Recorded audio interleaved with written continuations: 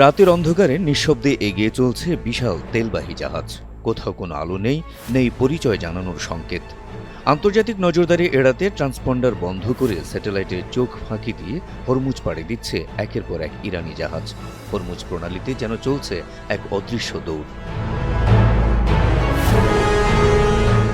Analytics প্রতিষ্ঠান ভর্টেক্সের তথ্য বলছে, গত ২০ এপ্রিল ইরানের পতাকাবাহী দুটি জাহাজ যুক্তরাষ্ট্র নির্ধারিত অবরোধ রেখা অতিক্রম করেছে। এ যেন এক নিঃশব্দ চ্যালেঞ্জ ছুড়ে দেওয়া, আমরা থামছি না।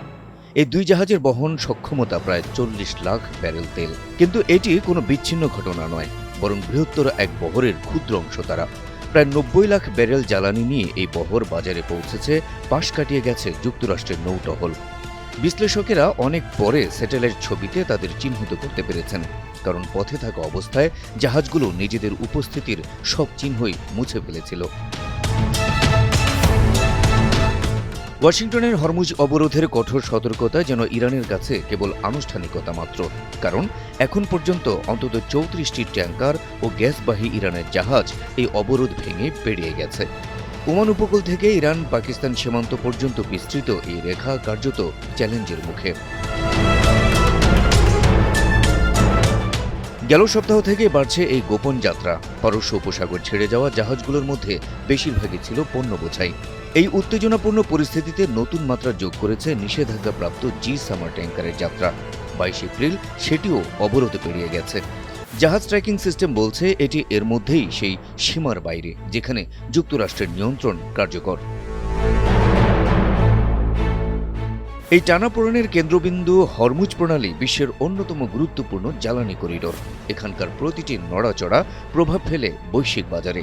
সম্প্রতি যুক্তরাষ্ট্রের নৌবাহিনী একটি ইরানি জাহাজ জব্দের পরপরই তেল ও গ্যাসের দাম লাফিয়ে বেড়েছে। এর আগে ইউরোপীয় জাহাজে হামলা এবং প্রণালীতে নিয়ন্ত্রণ জোরদারের মাধ্যমে উত্তেজনা আরও বাড়িয়েছে তেহরান। হরমুজে এখন শুধু জাহাজ চলাচলের পথ নয়, এখানে চলছে কৌশল আর ক্ষমতার লড়াই। আর সে লড়াইয়ে অন্তত আপাতত চোখ ফাঁকি দিয়ে নিজেদের পথ তৈরি করে নিচ্ছে ইরান। কিন্তু স্থায়ী সমাধান হবে কবে? হরমুজে এই অস্থিরতার প্রভাব কেবল জ্বালানিতে সীমাবদ্ধ নেই। বিশেষজ্ঞরা সতর্ক করছেন, সরবরাহ ব্যবস্থা ভেঙে পড়লে বিশ্ব খাদ্য নিরাপত্তাও হুমকিতে পড়তে পারে।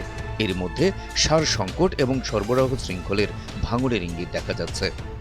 সবচেয়ে বড় প্রশ্ন, এই পরিস্থিতির শেষ কোথায়? যুক্তরাষ্ট্র ও ইরানের মধ্যে বৈঠকের সম্ভাবনাও দোলাচলে। সব বাধা পেরিয়ে বৈঠক অনুষ্ঠিত হলেও তা কতটুকু সফল হবে এ নিয়েও রয়েছে বিস্তর শঙ্কা। হাবিব রাসেল, এনটিভি অনলাইন।